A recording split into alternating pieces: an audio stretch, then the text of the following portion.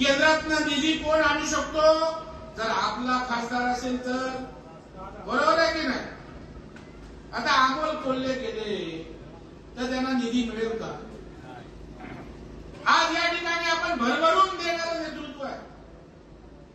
एकनाथराव शिंदे मुख्यमंत्री म्हणून प्रत्येक विधानसभा क्षेत्रात, प्रत्येक लोकसभा क्षेत्रात आमचे देवेंद्रजी असतील, अजितदादा असतील, शिंदे साहेब एकत्रितपणे महाराष्ट्राच्या विकासाला एक वेगळी दिशा आणि गती देण्याचं काम करतात. रणजित निंबाळकर आपले माढ्याचे खासदार आहेत. मला आकडा माहित नाही, परंतु त्यांनी रेकॉर्ड ब्रेक निधी आणला केंद्राचा, रस्त्यांना, वेगवेगळ्या योजनांच्या माध्यमातून. हे कधी शक्य होतं? ज्या वेळेला केंद्रात आपलं सरकार आहे, आपला माणूस आहे, ज्या वेळेला राज्यात आपलं सरकार आहे, आपलं नेतृत्व आहे, त्याच वेळेला आपण जास्तीचा निधी आपल्या विकासासाठी या ठिकाणी आणू शकतो. यांना निवडून देऊन का उपयोग आहे का?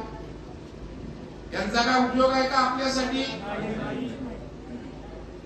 त्यांचा शेवटचा प्रयोग आहे. नाटकाचा शेवटचा अंक असतो ना, तसा राजकारणातला आढळरावा शेवटचा अंक आहे.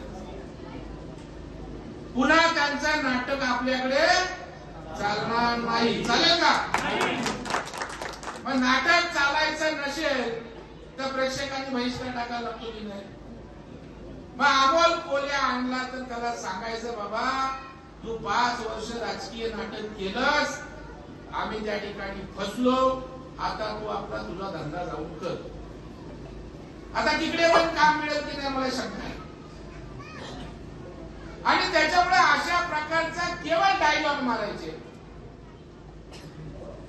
अरे मोदी साहेबांवर टीका करायची अवकाश आहे का तुमची? दिलीपराव माझ्याकडे आले होते, ते गद्दारीशी बोलतात. आपला नितीन बनकर घेऊन आला होता तुमचा. नितीन बनकर आपल्या ज्युनियरचा बोले अमोल कोल्हे ना भाऊ तुम्हाला भेटायला यायचं. बोलो घेऊन ये.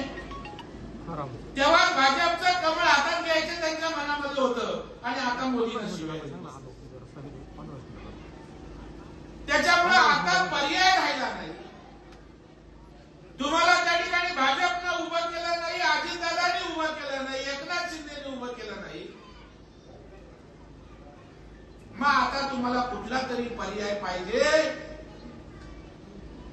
म्हणून आता त्या ठिकाणी आपण तुतारी वाजवायला निघाले.